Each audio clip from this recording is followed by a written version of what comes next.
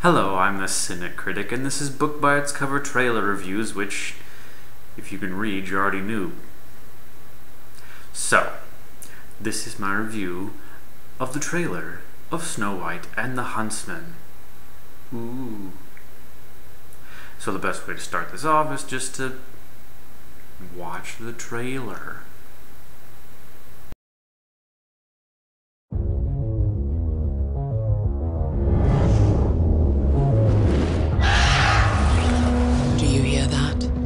The sound of battles fought and lives lost.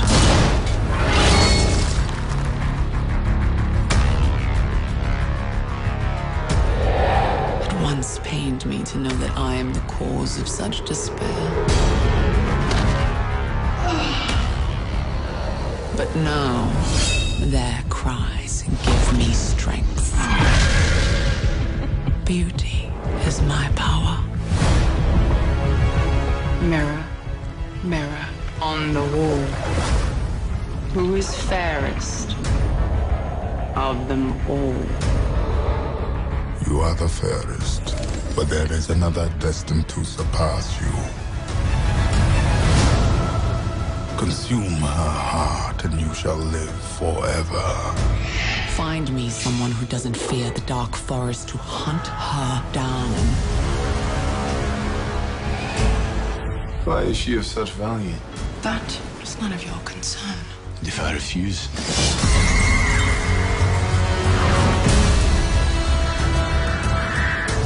Lips red as blood, hair black as night. Bring me your heart, my dear, dear Snow White.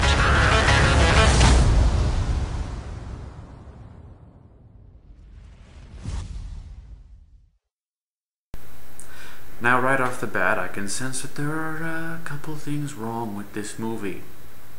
Namely, that it is about Snow White. Now, don't get me wrong, I'm not some heartless person who hates the story of Snow White. I'm just a heartless person in general, but I like the story of Snow White. Okay?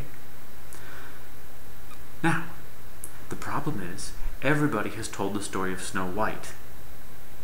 Like Disney. You might have heard of that version. So the problem is now, you gotta tell a completely different version, which you can't do very well. You have one way to begin it and one way to end it. The only thing that you can possibly do originally is the middle. And you can't do much of the middle originally either. So by making a movie about Snow White, you are severely hobbling yourself. Now, I look at the trailer and I do realize that yes, they are trying to take this in a completely new direction, and I am really appreciative of that. It's nice to see that somebody tries. But at the end of the movie, Snow White will be alive and the Queen will not be alive. This isn't my guess, this is a fact. And they're not gonna have the balls to violently kill Snow White on screen and have the Queen eat her heart. It's not going to make them money. So we know Snow White will be alive at the end. Thus, all tension has been removed from the movie. Because nothing bad is going to happen to Snow White. There may be a scene where it looks like all hope is lost and Snow White is injured or something, or... well, no, we see it. She eats the apple. But we know she's not gonna die, so what's the point? The Queen's gonna be dead at the end because she's gonna get like stabbed or something, and as she dies she's going to revert back to her natural old form. And Snow White wins in the end. So by simply making a Snow White movie, you've already limited your choices for what you can do with it. The second problem is how you have chosen to do it. You make Snow White a warrior and a badass. Now this could work. It legitimately could work because, you know, we need something different. However, you have also chosen to cast Kristen Stewart. This was a poor decision. Now don't get me wrong, I'm not going to rip on her for 10 minutes for sucking in Twilight. Everybody sucked in Twilight. If Laurence Olivier and Anthony Hopkins starred in Twilight, they would suck. Twilight is a crappily written movie with shallow characters, and we are given zero reason to care, but that is a whole different review. Now that Kristen Stewart is doing stuff other than Twilight, she shouldn't do stuff like this. Because I do not buy her as a badass, and I do not buy her as a leader, and I think any scene in which she is involved in combat would come across as comical.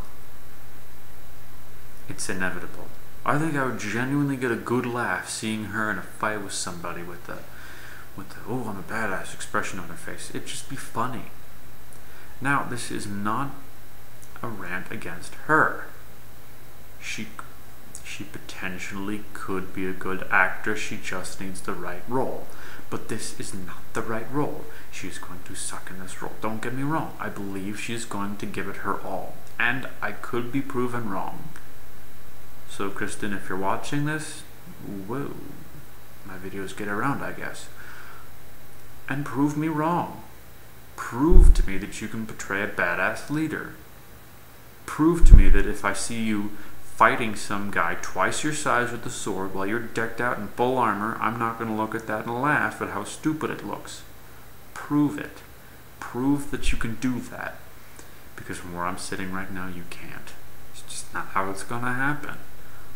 Now, the third thing about the trailer is I already know that they're going to praise the visuals. They shouldn't. That's a stupid idea. Now, why is it such a stupid idea? Well, I don't know, just because everybody has visuals these days.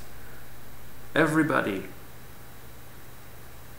Every big blockbuster that comes out, it's like, oh, the visuals are so amazing. Yeah, I don't really care. Nobody should care about visuals post-Avatar. In fact, people are starting to not care about Avatar's visuals anymore because we're watching them on really small screens these days, and on a small screen, Avatar's effects are pointless. Likewise, if we're watching Snow White and the Huntsman on a screen the size of an iPad, no, we're not going to care about the visuals. Visuals only go as far as the big screen. If it's on a big screen, it's going to look cool. Otherwise, it's just be like, eh. So, film critics shouldn't really praise something that they're only going to find interesting once. But they will anyway. Pisses me off. So, all that to say, is Snow White and the Huntsman going to be a good movie? Nope. No. No, I really don't think so. No. So, the estimated tomato meter rating, 38%. Will I go see it? Snow White and the Huntsman, you are not willingly getting my money. Is this harsh? Absolutely. I sound like a complete jerk saying that. Prove me wrong. I dare you.